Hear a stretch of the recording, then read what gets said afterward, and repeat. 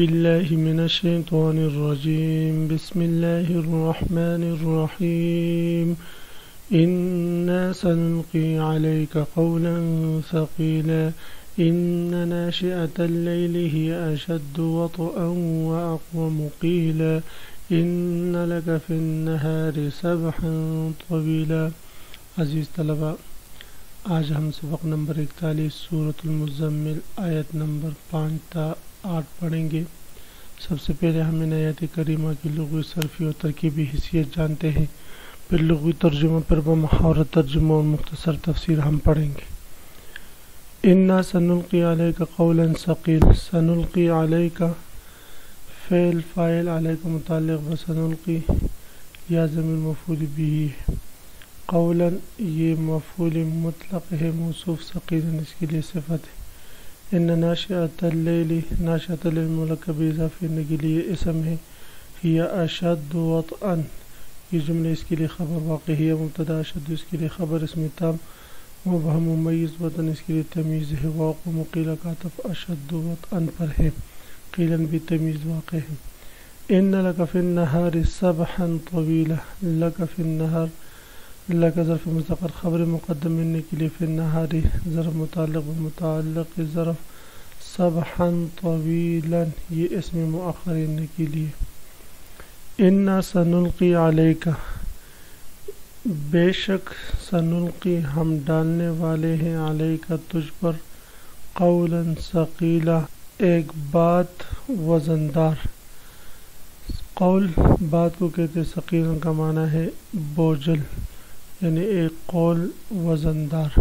ان ناشئۃ اللیل، بے شک راتوں کو اٹھنا، ہی اشد وطئا سخت رونتا ہے بندے کو، واقوم قیلا اور سیدھی نکلتی ہے بات۔ وطئا کا معنی آتا ہے روندنا، تو رات کے اٹھنے سے نفس سے ہی کچلا جاتا ہے، واقوم قیلا اور سیدھی نکلتی ہے بات۔ ان لک فی النہار، بے شک تیرے لیے دن میں، سبحا طویلا مشغولیت رہتی ہے، شغل رہتا ہے لمبا بڑا۔ انا سنلقی علیک قولا ثقیلا، اس آیات کریمہ میں اللہ رب العزت یہ ارشاد فرما رہے ہیں کہ اے نبی، ہم نے آپ پر ایک بھاری قول جو ہے وہ اتارا ہے۔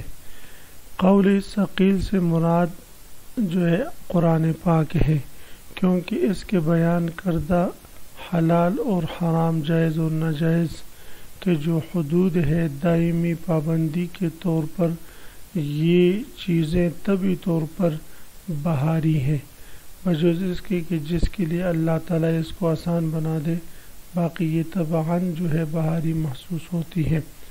اور قرآن کو قول ثقیل اس وجہ سے بھی کہا جا سکتا ہے کہ اس کے نزول کے وقت رسول اللہ صلی اللہ علیہ وسلم ایک خاص وزن اور شدت محسوس فرماتے تھے، اور جس سے جسم میں سخت سردی کی شدت پیدا ہو جاتی تھی۔ اور حدیث شریف کا مفہوم ہے کہ جب وہی نازل ہوتی اور آپ صلی اللہ علیہ وسلم اونٹنی پر تشریف فرما ہوتے، تو پھر اونٹنی بوجھل کی وجہ سے اور ثقل کی وجہ سے، بوجھ کی وجہ سے بیٹھ جاتی تھی، اور گردن جو ہے وہ جھکا دیتی تھی بیٹھنے کے لیے۔ تو بہرحال اس آیات کریمہ میں اس بات کی طرف بھی اشارہ ہے کہ آیات کریمہ میں، گزشتہ آیات کریمہ میں جو نماز تہجد کا حکم دیا گیا ہے، یہ حکم انسان مشقت اٹھانے ہے کا عادی بنانے کے لیے ہے، کہ انسان اس حکم پر عمل کرے گا تو وہ مشقت کا عادی ہو جائے گا، اور نفس کی راحت کے خلاف اس کی طرف سے یہ ایک جہاد ہوگی۔ اس کے ذریعے ثقیل اور بوجھل احکام کی برداشت کی جو کیفیت ہے وہ اس میں پیدا ہو جائے گی۔ تو اس لیے یہ حکم جو ہے یہ اس صورت میں دیا گیا۔ برائے اللہ رب العزت ارشاد فرماتے، انا سنلقی علیک قولا ثقیلا، بے شک ہم آپ پر اتارنے والے ہیں ایک بھاری قول، ایک بھاری قول۔ اور ایک باہری کلام ہم آپ پر اتارنے جا رہے ہیں، ہم آپ پر اتار رہے ہیں۔ فرماتے ان ناشئۃ اللیل، ناشئہ عافیتن کے وزن پر ہے، مصدر ہے، راتوں کا جاگنا، ہی اشد وطئن، یہ جسم کو کچلنے میں زیادہ سخت ہے۔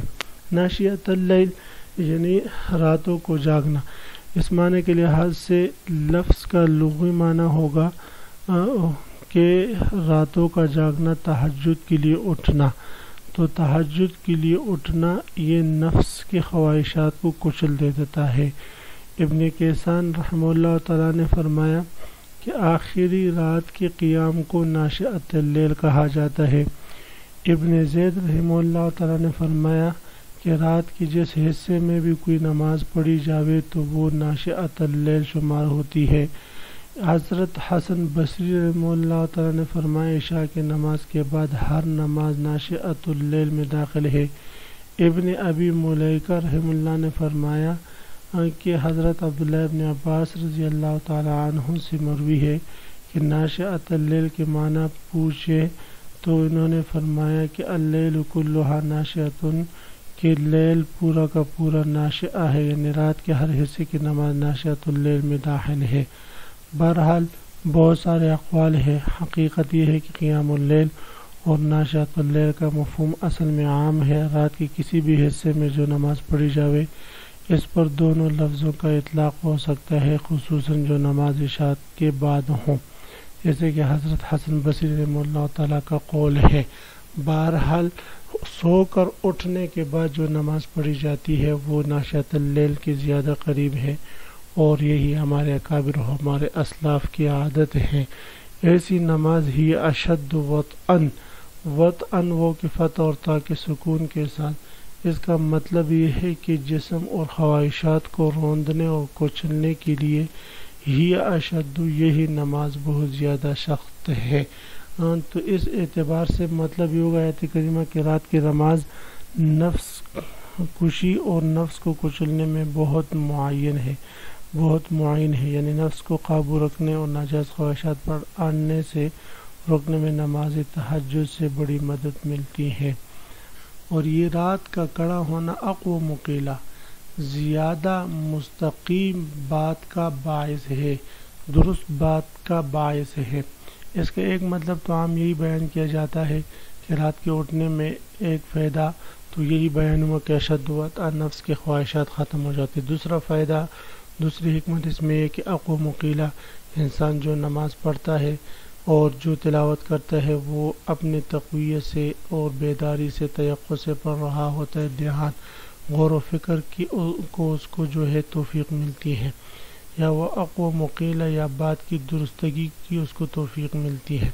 ان لک فی النہار سبحا طویلا، بے شک آپ کے لیے دن کے اجالے میں سبحن، سبحن کا لغوی معنی ہے جاری ہونے کے، یہاں سبحن سے مراد دن بھر کے مشاغل ہیں، یعنی آپ کے لیے دن میں بہت زیادہ مشاغل ہیں، تو اس مشاغل سے بچنے کے لیے آپ کو یہ حکم دیا جا رہا ہے کہ آپ رات میں نماز پڑھیں۔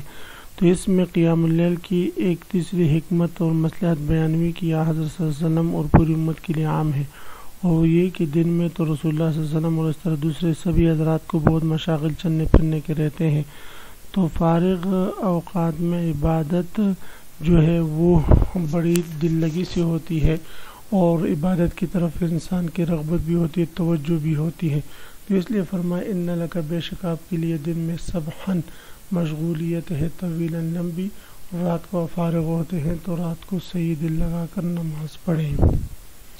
عزیز طلبہ، اسی کے ساتھ آج کے سبق کا اختتام ہوا۔ آپ حضرات اس کو خوب غور سے سنے سمجھے۔ اللہ ہم سب کا حامی و ناصر ہو، آمین۔ وآخر دعوانا ان الحمدللہ رب العالمین۔ عزیز طلبہ، آج کے سبق سے متعلق یہ ایک سوال ہے کہ اللہ رب العزت ارشاد فرماتے ان ناشئۃ اللیل، یقیناً راتوں کا اٹھنا، تو راتوں کے اٹھنے سے کس وقت اٹھنا مراد ہے؟ اس میں مختلف اقوال ذکر کیے گئے ہیں، ان کا حاصل کیا ہے وہ آپ بیان کریں۔ اللہ ہم سب کا حامی و ناصر ہو، آمین۔ وآخر دعوانا ان الحمدللہ رب العالمین۔